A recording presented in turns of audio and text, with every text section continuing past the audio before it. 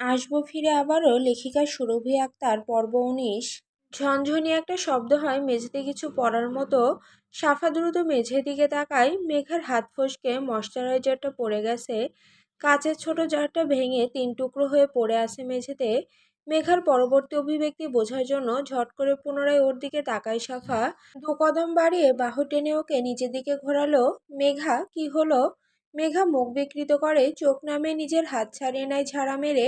ভাঙা কণ্ঠ চড়াও করে বলে আটকে আটকে, কিছু না, ছাড় আমায়। শুনেছিস আমি কি বললাম? শুনেছি। আর কিছু বলবি? বলার থাকলে বল, আর না বলার থাকলে চুপ করে থাক, নয়তো এখান থেকে যা।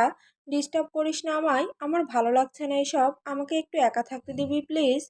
মেঘা, ভাইয়ার অ্যাক্সিডেন্ট হয়েছে, ভাইয়া এখন হসপিটালাইজড। মেঘা কিছু বলল না, সরে আসলো সামনে থেকে, টাওয়াল দিয়ে মুখ ঢেকে শুকনো মুখ মুছলো আবার। ছটফট করলো, হাঁসফাঁস লাগছে। শ্বাসনালীতে শ্বাসরোধ হয়ে আসছে গলা দাবিয়ে। ওকে শব্দহীন তরপাতে দেখে সাফা শুনিয়ে বলল ধীর স্বরে, বাড়ির সবাই হসপিটালে গেছে, ভাইয়ার কন্ডিশন মেবি ভালো না। প্লিজ টুকটুকি চুপ কর, আমি শুনতে চাই না এইসব। ওই লোকটার বিষয়ে কোনো কথা কর্ণপাত করতে চাই না আমি। আই হেট হিম, শুনে রাখ, আমি ঘৃণা করি তোর ওই ভাইয়াকে। ওনার কথা বলবি না আমার সামনে, শুনতে চাই না আমি ওই লোকটার নাম। প্লিজ আমাকে একটু একা ছাড়, আমি একা থাকতে চাই এই মুহূর্তে। ও, এটা তো আবার তোর ঘর, ৫ বছর থাকার পর আগামীতে আর কদিনের অতিথি আমি এখানে। সরি, আমি বাইরের লোক হয়ে মাতব্বরি করছি। তুই থাক তোর রুমে, আমি গেস্ট রুমে গেলাম। দম বন্ধ লাগছে আমার এখানে, আমি একটু একা থাকতে চাই, আসবি না আমার কাছে? কথা শেষ করে ছিন্ন ভিন্ন পায়ে ঘর হতে বেরিয়ে গেল। গেস্ট রুম সব দখল হয়ে গেছে মেহমান দ্বারা, কম অতিথি নেই বাড়িতে। মুখ গোল করে শ্বাস টানতে টানতে কোনো ঘর ফাঁকা না পেয়ে ছাদের দিকে ছুটল মেয়েটা। সিঁড়ি বেয়ে উঠতে উঠতে ঝাপসা দেখলো সবটা। এলোমেলো পায়ে হুমড়ি খেয়ে পড়তে নিল একবার, তবে নিজেকে সামলে নিল পরক্ষণেই। কোনো রকমে টাল সামলে উঠতে না উঠতেই দ্বিতীয়বার সিঁড়ির বাঁকে টাল হারিয়ে পড়তে সময় লাগলো না। হুবড়ি খেলেও পড়ল উঁচু নিচু সিঁড়ির বাঁকে। ব্যথা পেয়ে মৃদু আর্তনাদ উঠল রুদ্ধ জবানে। তবুও দমনলার রমণী অবাধ্য মনের উচ্চাটনে হু হু করে উঠল কোমল হৃদয়। ঘোলটে চোখ দুটো ডান হাতের পিঠে মুছতে মুছতে হিতাহিত মতিশূন্য হয়ে পা দুটোকে টেনে তুলল খোলা ছাদে। আদ্রের গাড়িটা এলোপাথারি ছুটে গিয়ে সোজা থামলো হসপিটালের সামনে। কোনো রকমে ব্রেক চেপে গাড়ি থামিয়ে তাড়াহুড়ো করে নামলো সে। কোনো দিকে না তাকিয়ে না ফিরে দিকবিদিক হয়ে ছুটল ভেতরে। শিশির হতভম্ব, বিস্ময়ে পাথরমূর্ত হয়ে গেছে মেয়েটা। আদ্রকে এভাবে ফেলে চলে যাওয়ার সময় একবার ডাকলো ক্ষুণ্ণ আওয়াজ তুলে, স্যার। আদ্রের কানে পৌঁছায়নি ডাক, সে ছুটে গেছে ভেতরে। এদিকে গাড়িতে রেখে গেছে মেয়েটাকে। হাসপাতালের ৩ তলায় ভিড় জমেছে কাবির পরিবারের সদস্যদের, করিডোর জুড়ে নিস্তব্ধতা। এতক্ষণ থেমে থেমে কান্নার আওয়াজে মুখরিত ছিল চারপাশ, এখন নিস্তব্ধ। যিনি কাঁদছিলেন তিনি ইতিমধ্যেই দুবার জ্ঞান শূন্য হয়ে পড়েছেন কাঁদতে কাঁদতে। আইসিইউ এর পাশের কেবিনে সাইজ উঠেছে সেই কান্নারত ভদ্রমহিলার। আদ্র হাঁসফাঁস করে উঠল ৩ তলায়। লিফটের অপেক্ষায় না থেকে সিঁড়ি বেয়ে ধরফরিয়ে উঠতে গিয়ে দম ফুরিয়ে যাওয়ার দশা। গলা শুকিয়ে গেছে আপন ভাইয়ের চিন্তায়, ঘন ঘন শ্বাস পড়ছে যুবকের। কেবিনের বাইরে বাড়ির সবাই উপস্থিত। হাঁটুতে কনুই ঠেসে দুহাতে মাথা চেপে ধরে বসে আছেন তোফায়েল কাবির, পাশেই তৌসিফ কাবির। উদ্বেগাকুল হয়ে কেবিনের দরজার সামনে পায়চারি করছে শুভ্র। আদ্র এক ছুটে যায়, হাঁসফাঁস করে বলে, ভাইয়া, ভাইয়া রুডি, কি হয়েছে রুডির? শুভ্র মলিন চোখ মুখে তাকায়, ক্ষুণ্ণ আতঙ্ক স্পষ্ট মুখাবয়বে, ধীরে বলে, বলতে পারছি না এখনো অবধি, ডক্টর দেখছেন। আদ্র তড়াক করে পিছু ফিরে। একপাশে জড়সড় হয়ে দাঁড়িয়ে আছে সৌভিক। আদ্রকে নিজের দিকে তাকাতে দেখে মাত্রই স্যাঁত করে উঠল, মাথা নুয়ে কাচুমাচু হয়ে সিটিয়ে গেল আরও। আদ্র ধারালো দৃষ্টিতে তাকিয়ে ঝাই ঝাই করে উঠল ওর ওপর। এই, কি হয়েছে রুডির? অ্যাক্সিডেন্ট হলো কি করে বল? ড্রাইভ তো তুই করছিলি, তাহলে এই অ্যাক্সিডেন্ট কি করে হলো? গাড়ির ব্রেক ফেল হয়েছিল।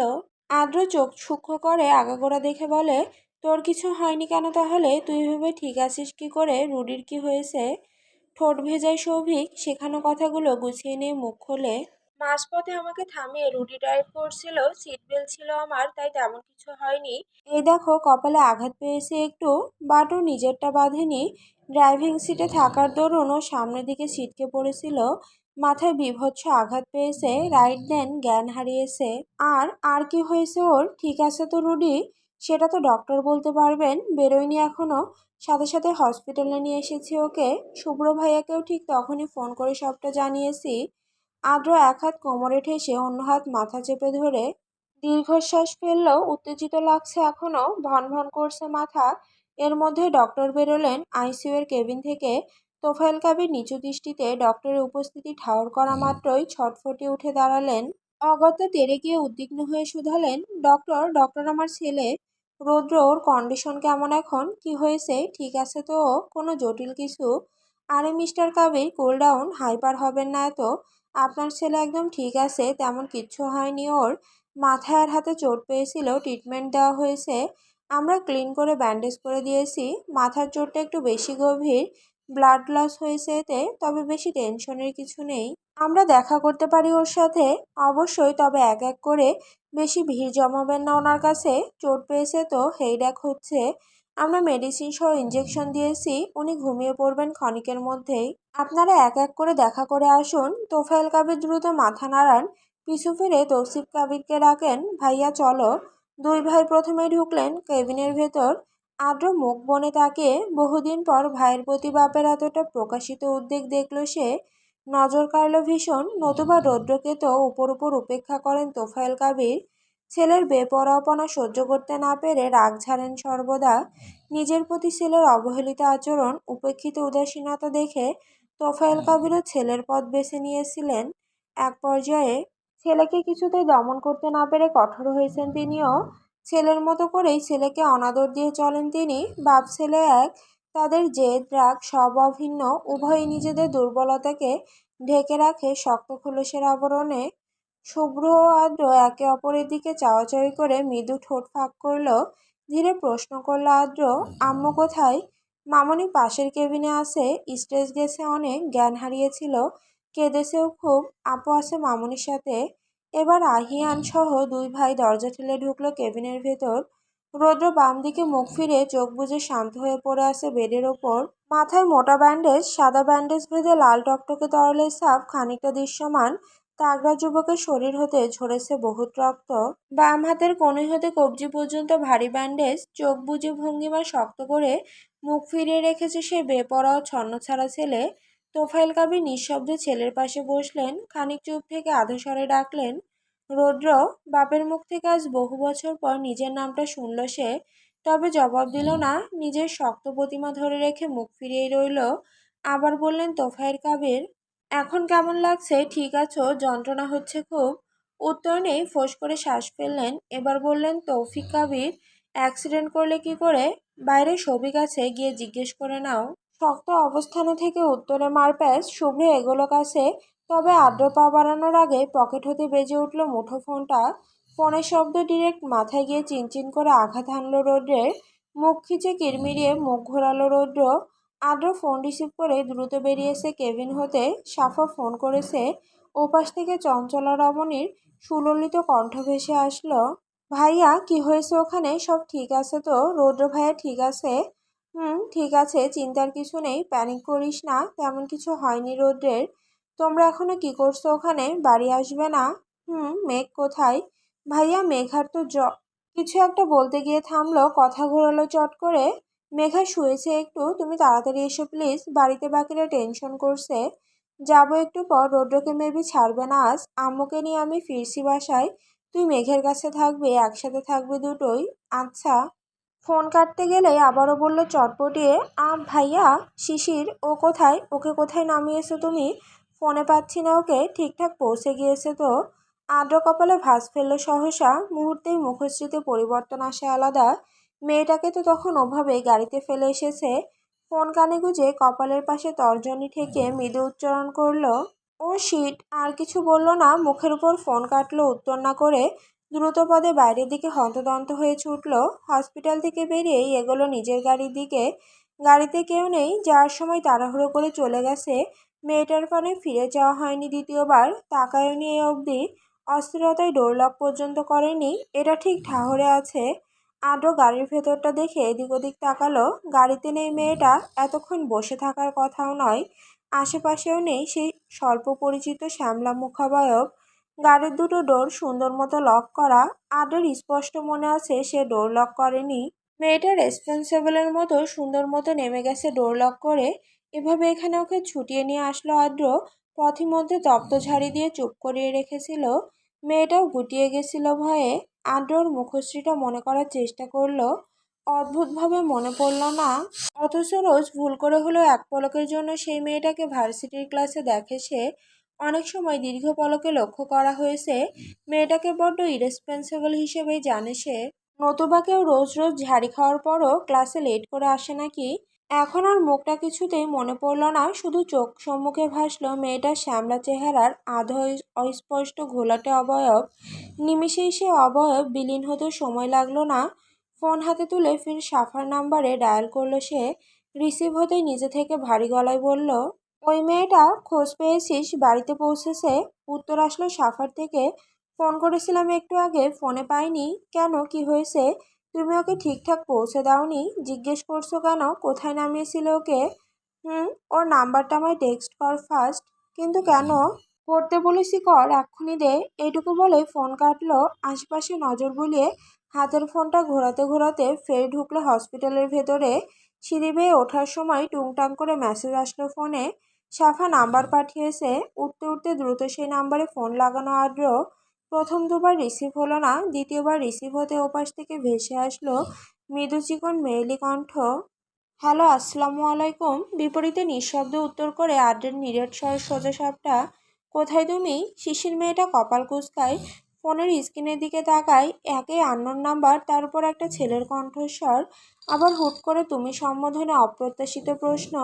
মেয়েটি ভারী কণ্ঠে বলল, সরি, আপনি কে? আমি জিজ্ঞেস করেছি কোথায় তুমি, আনসার মি।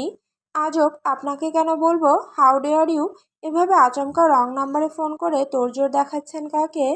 আদ্র বিরক্ত হয়, রেগে বলে, ইউ ডাম, ফোন রাখো বেয়াদব, বলেই ফোন কাটে। আজ রৌদ্রকে ছাড়বে না হসপিটাল হতে। একে রাত বেড়েছে অনেকটা। ইঞ্জেকশনে তোপে রৌদ্র এখন ঘুমে কাত।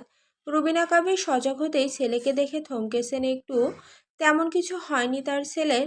আর সবচেয়ে বড় কথা, তার ছেলে তাকে ফেলে রেখে কোথাও যায়নি এবারের মতো।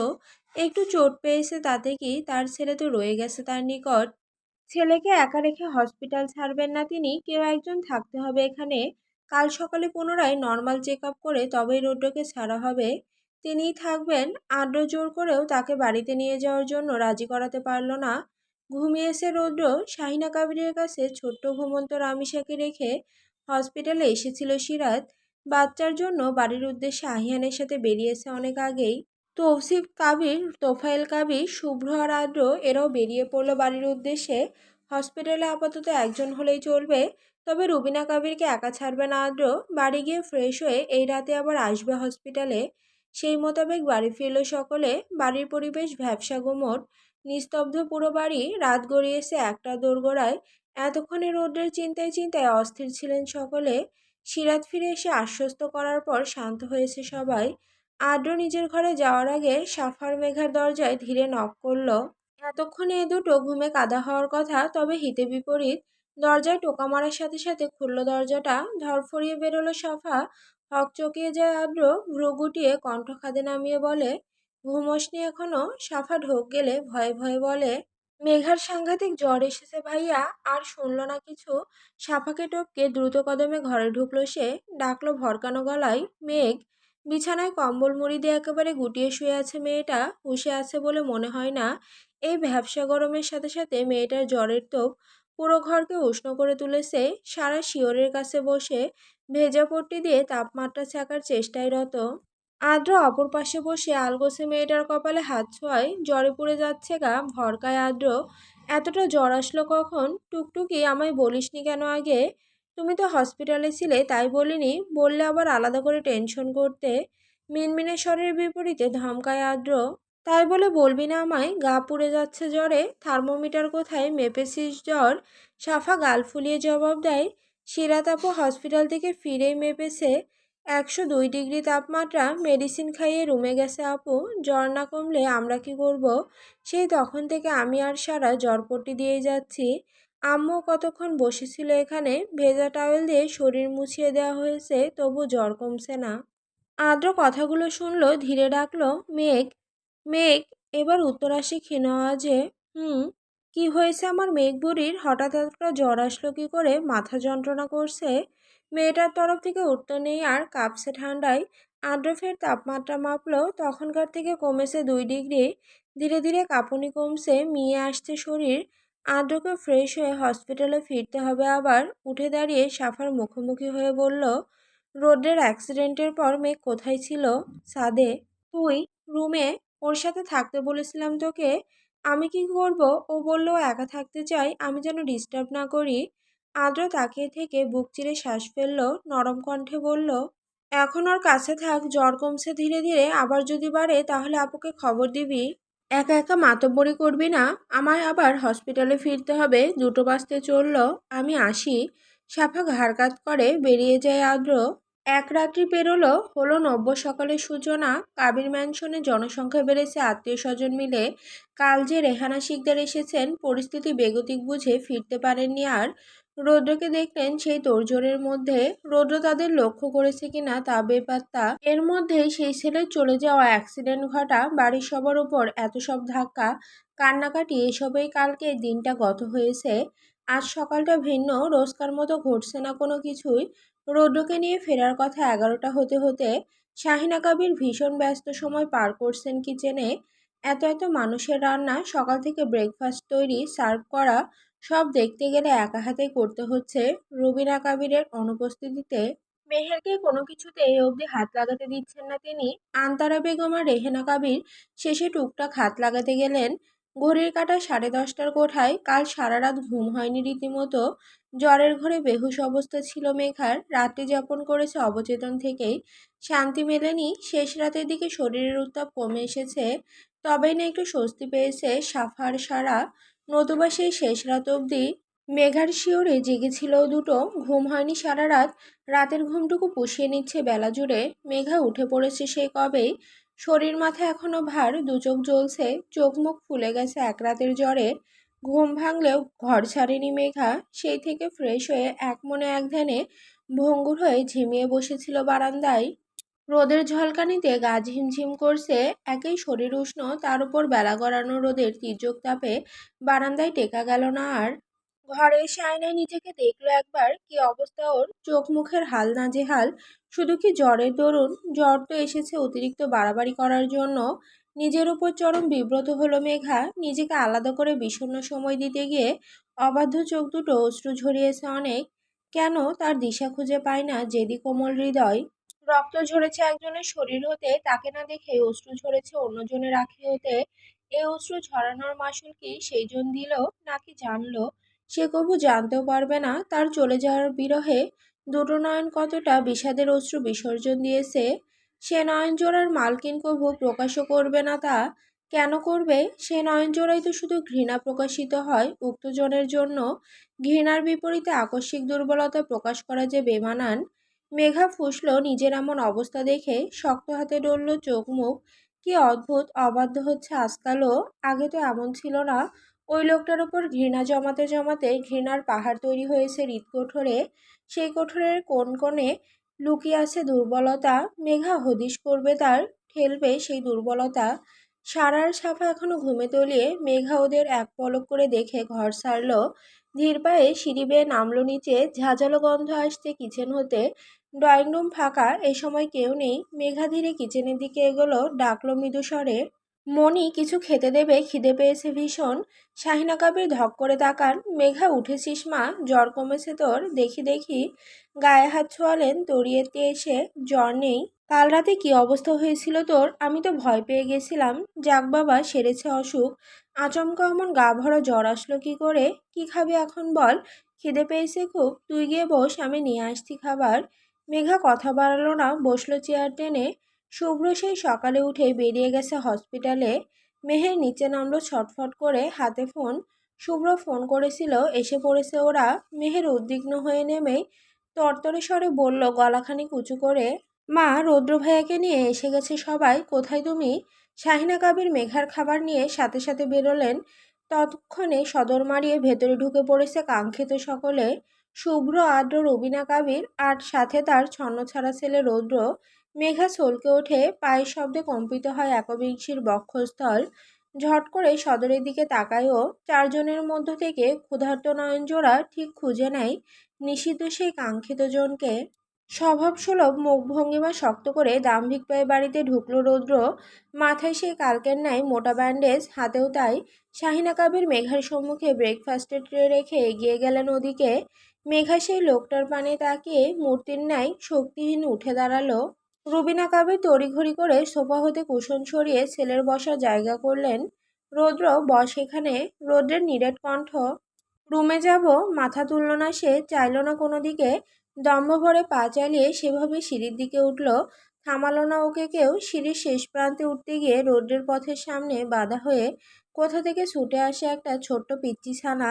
মুখ বিকৃত করে সহসা থমকায় রৌদ্র। বাচ্চাটা ছোট ছোট থপথপে পায়ে ছুটে এসে রৌদ্রের সামনে থামে ওকে দেখেই। পেছন পেছন ছুটে আসে আরেক রমণী, সাবধানী হয়ে বাচ্চাকে থামাতে চায়। রৌদ্র চকিতে তাকায় সেই রমণীর পানে। অমনি দপ করে মস্তিষ্কে আগুন জ্বলে ওঠে ওর। জেগে ওঠে পুরনো ক্ষুব্ধতা। চক্ষুদয় রক্তিম হয় তাৎক্ষণিক, ফেঁপে ওঠে টাটানো শিরা উপশিরা। চোখ রাঙিয়ে বিভৎস করে সে, দন্ত পিষে হুঙ্কার ছাড়ে গগন কাঁপিয়ে। ইউ রাস্কেল, তোর সাহস কি করে হলো আমার বাড়িতে পা রাখার?